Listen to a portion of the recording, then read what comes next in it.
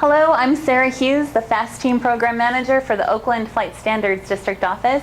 I'm here at the 99s Museum of Women Pilots in Oklahoma City, Oklahoma, and you're watching 57 Seconds to Safer Flying.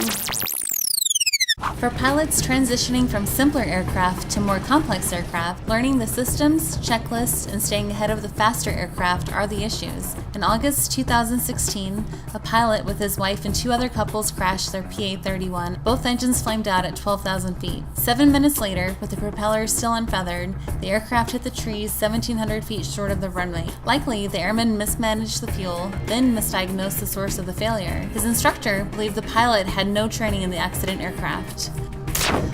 The biggest false assumption airline pilots can make is a transition to smaller sport or amateur-built aircraft. Often there's an attitude of invulnerability or complacency that keeps a pilot from necessary transition training.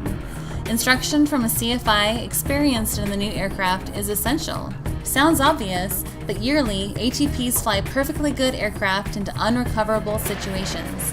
It's all about familiarity, whichever transition you're making.